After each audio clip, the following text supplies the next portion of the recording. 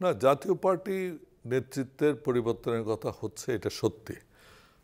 এবং এটা যে কোনো গণতান্ত্রিক একটা দলে এই নেতৃত্বের পরিবর্তন হবে, এটা একটা স্বাভাবিক জিনিস।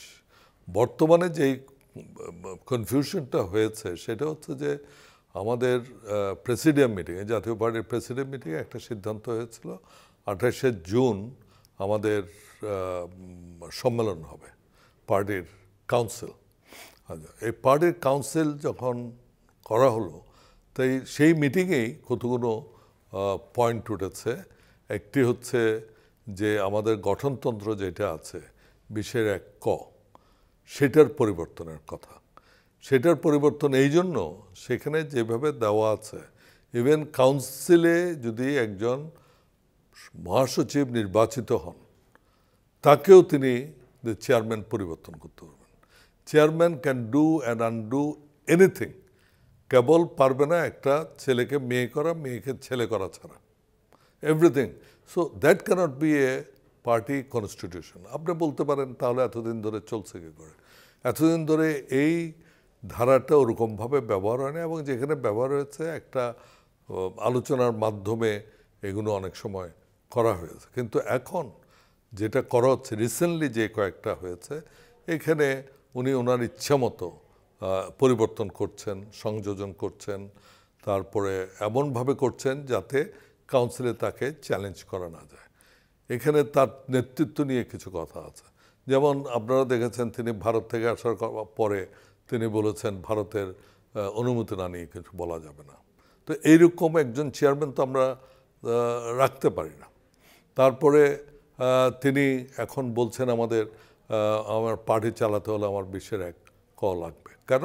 বলে যে এখন একটা যুদ্ধের সময় সেনাপতিকে তিনি একক সিদ্ধান্ত নেন। তাকে এটা বোঝানো যাচ্ছে না সেনাপতি কখনো একক সিদ্ধান্ত নেয় না, সকলের সাথে আলোচনা করে তখন সেনাপতি সিদ্ধান্তটা দেন। তার এই আচরণ, এই স্বৈরাচারী যে আচরণ, এটা আমার মনে হয় পার্টির অধিকাংশ লোক তারা এটা নিতে পারছে না। ডিস্ট্রিক্ট কমিটিগুলো পরিবর্তন করে দিচ্ছেন, কাউকে না বলে উনি এককভাবে করছেন। তো এগুলো নিয়ে আমরা বলেছিলাম, এগুলো আপনি পরিবর্তনের জন্য 20(1) ক আমরা একটা সিদ্ধান্ত নিই। তিনি সেই সিদ্ধান্ত নিতে রাজি নন। তারপরে হচ্ছে যে আমাদের যে অর্থনৈতিক ব্যাপারটা, আমরা যেমন আমি বলি, আমাদের গত নির্বাচনে ফর্ম বিক্রি করে যথেষ্ট টাকা পাওয়া গিয়েছিল। সেই টাকাগুলো কখনো আমাদের ওই ব্যাংক অ্যাকাউন্টে জমা হয়নি, এবং এগুলো নিয়ে তাকে প্রশ্ন করা হয়েছে। তিনি বলছেন এগুলো জবাবদিহিতা তিনি দিতে পারবেন না। এটা ছিল 2 নম্বর। তারপর 3 নম্বর ছিল, যেটা আমরা চাই যারা আমাদের থেকে আগে চলে গিয়েছেন, কারণ জাতীয় পার্টি একসময় এই দেশ শাসন করেছে, এই দেশের 10 বছরে যে উন্নয়ন হয়েছে সেটা আমি বলবো একটা সিগনিফিক্যান্ট ডেভেলপমেন্ট আমরা দেখেছি। আজকে যেমন আপনি চিন্তা করেন, আজকে দুটো জিনিস, আনুপাতিক হারের যেই নির্বাচনের কথা উঠেছে সেটা কিন্তু এরশাদ সাহেবই প্রথম বলেছিলেন। আজকে আমরা বলছি, সকলে এখন স্বীকারও করেছে এবং এগ্রি করেছে, বিভিন্ন বিভাগীয় শহরে আপনার পার্মানেন্ট আমাদের হাইকোর্টের বেঞ্চ করার জন্য। এগুলো কিন্তু আমরা করেছিলাম, এটা 8th অ্যামেন্ডমেন্ট আমরা করেছিলাম, এবং সেটাকে হাইকোর্ট সেদিন ইললিগ্যাল বলে সেটা নাকচ করে দিয়েছিল। সুতরাং এই প্রত্যেকটা, আপনি আমাদের জাতীয় জীবনে জাতীয় পার্টির যথেষ্ট অবদান আছে। সুতরাং আমরা মনে করি, এবং এগুলো ছিল যখন আমরা ঐক্যবদ্ধভাবে ছিলাম। আজকে ফিরোজ রশিদের মতো নেতা, আনোয়ার হোসেন মঞ্জুর মতো নেতা, শেখ শহীদের মতো নেতা, বাবলার মতো যারা ঢাকায় এই পার্টির পিছনে তাদের জীবন দিয়ে গেছেন, সুতরাং এদেরকে নিয়ে আমরা যদি পার্টিটাকে আবার একত্রিত করতে পারি, জাফর ভাই তিনিও একটা দল ভাগ করেছিলেন, তারাও সকলে আসবে। তো আমরা বলেছিলাম আমাদের যেটা আগে ভুল বোঝাবুঝি হয়েছে সেগুলো বাদ দিয়ে আমরা একটা বৃহত্তর ঐক্য করি। কারণ এই মুহূর্তে বাংলাদেশে আপনার বিএনপির পরে যে আওয়ামী লীগ আওয়ামী লীগ এবং বিএনপি দুটো বড় দল ছিল।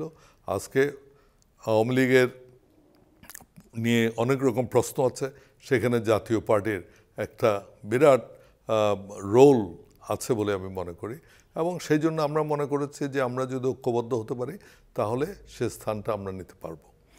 কিন্তু তিনি সেটাতে রাজি নন। তার কথা হচ্ছে যে তার নেতৃত্ব যেখানে চ্যালেঞ্জড হবে, যেখানে অন্য বড় বড় নেতারা আসবেন, সেখানে তিনি কমফোর্টেবল না, সুতরাং তিনি কাউকে নেবেন না। তো আমরা তখন বললাম ঠিক আছে, তাহলে আমরা এটা কাউন্সিলে করি। কাউন্সিলে 28 তারিখ কাউন্সিলে আপনার দুইটা ভ্যানিউ ছিল, একটা ছিল আপনার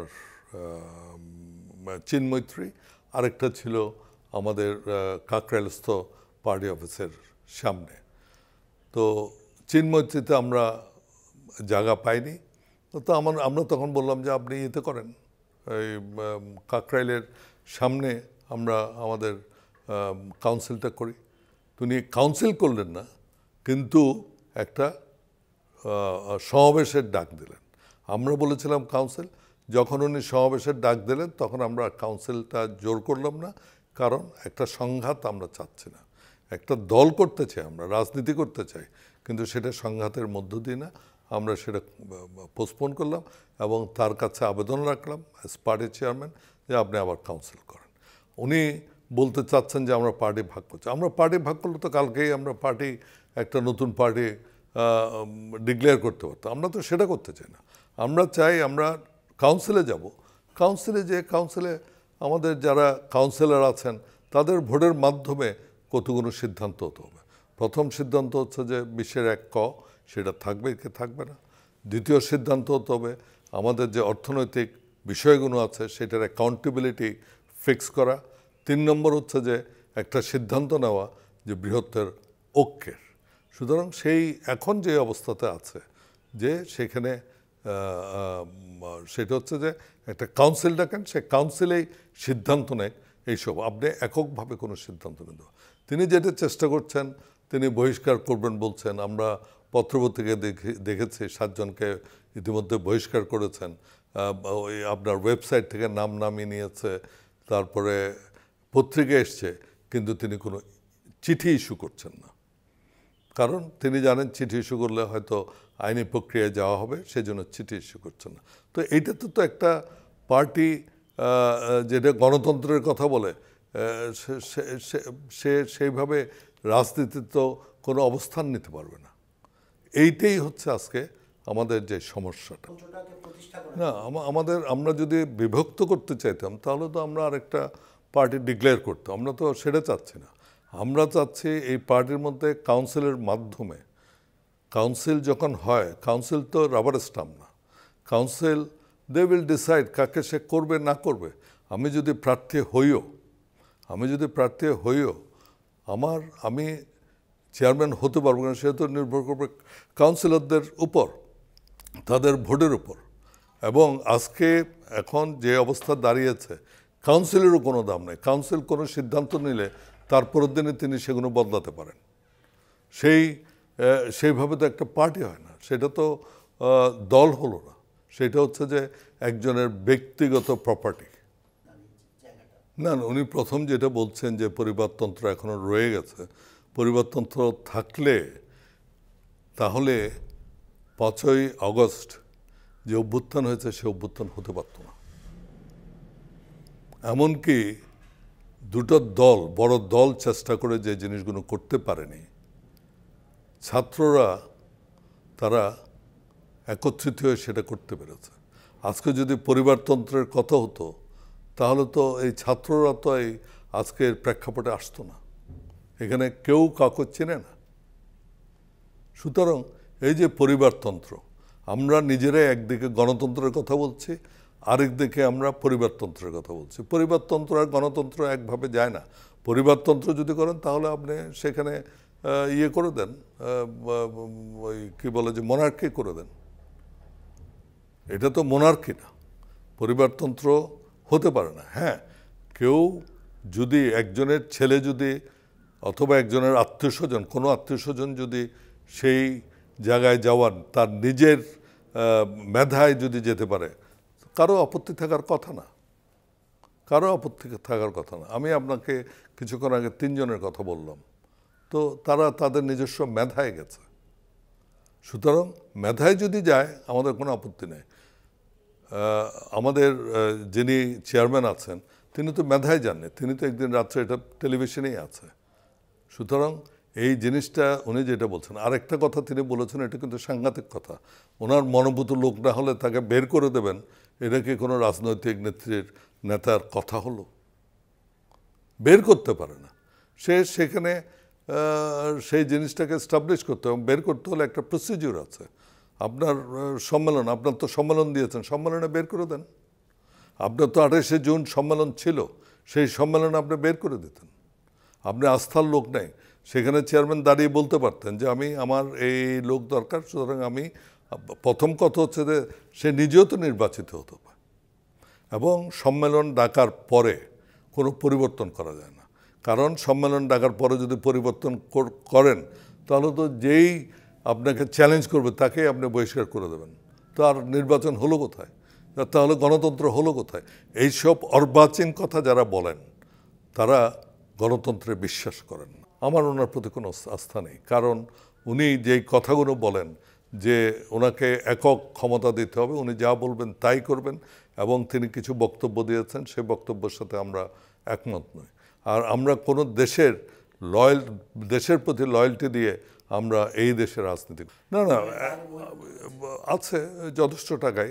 এখানে অনেক ডোনেশনও অনেকে দিয়েছেন, সেই ডোনেশনগুলোর হিসাব কেউ জানে না। সুতরাং এগুলো ওনাকে বলা হয়েছিল যে আপনি আমাদেরকে জানালে আমরা ঠিক আছে। উনি একটা হিসাব দিলে সেই হিসাব যদি ঠিক থাকতো, কারণ আমরা তো জানি না কি হয়েছে। এই যে নির্বাচনের সময় যে ফর্ম বিক্রির টাকা, উই নো, এবং পাবলিক স্টেটমেন্ট আছে কত ফর্ম বিক্রি হয়েছে এবং ফর্ম কত টাকায় বিক্রি হয়েছে, সে অ্যামাউন্ট নট ইন ব্যাংক, এখনও করেনি, এবং উনি বলেছেন আমি এটা প্রকাশ করব না। না সেখানে কি দিয়েছে আমরা তো জানি না, জিনিসগুলো কখনো উনি পাবলিক করেননি। এইটাই প্রথমবারের মতো এগুলোর প্রশ্ন উঠেছে, বিকজ আমরা আজকে 5ই আগস্টের পরে একটা রাজনীতিতে একটা নতুন প্রেক্ষাপট এসছে। সেই প্রেক্ষাপটের আমরা মনে করি যে আমাদের দলকে সম্পূর্ণ গণতন্ত্রায়ন করতে হবে, কারণ পার্টিতে যদি গণতন্ত্র না থাকে সেখানে আপনার দেশে গণতন্ত্র আসবে সেটা আমি বিশ্বাস করি না। পার্টিকে গণতান্ত্রিক করতে হবে, পার্টিকে দুর্নীতিমুক্ত করতে হবে, বিশেষ করে আর্থিক ব্যাপারে। আর্থিক দুর্নীতি থেকে আমরা পার্টিকে যদি দুর্নীতিমুক্ত করতে না পারি তাহলে আমি কালকে সরকারে গেলে তো আমি দুর্নীতি করবই না। এটা কারণ হচ্ছে যে উনি যে স্টেটমেন্টটা দিয়েছেন ওইটা তো একটা সাংঘাতিক স্টেটমেন্ট যে ভারতের অনুমতি ছাড়া আমি কিছু বলতে পারবো না। উনি কি ভারতের চাকরি করেন? সেটা কি হয়েছে জানি না।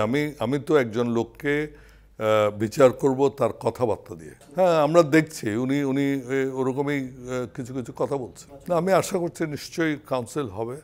কাউন্সিল না হলে তখন আমরা দেখব। তবে আমার আশা যে একটা সুষ্ঠু কাউন্সিলের মাধ্যমে এই যে প্রশ্নগুলো আমি রেখেছি সেগুলোর সমাধান হবে। আমাদেরকে সাথে না নিলে নিশ্চয়ই, আমাদের যদি সেটা সিদ্ধ না হয় আমরা সেই কাউন্সিলে যাব। আইনগতভাবে যদি সিদ্ধ না হয়, কারণ এখানে তো উনি কেবল না, ওখানে তো কোর্ট আছে, অন্যরা আছে, সুতরাং সেখান থেকেও তো আমরা সিদ্ধান্ত নিতে পারি। ডেফিনেটলি আইনগত প্রসেস। আমরা তো পার্টি ভাঙার জন্য আসিনি, এই পার্টি আমাদের। উনি কে? ওনাকে রাতের অন্ধকারে যে উনি সাইন করিয়ে নিয়েছেন এই পার্টি। আমরা এটা নিয়ে গণ্ডগোল করিনি, বিকজ ওনার এরশাদের মুখের দিকে চেয়ে তখন ওনার অন্তিম অবস্থা, ওনার সামনে আমরা কোনো কিছু করতে চাইনি। অ্যান্ড দেন লেটলি আমরা পার্টিটাকে সংঘবদ্ধ রাখার চেষ্টা করেছে। কিন্তু তিনি যদি মনে করেন এই পার্টি ওনার ব্যক্তিগত প্রপার্টি, জমিদারি, তাহলে তিনি সেটা ভুল করেছেন।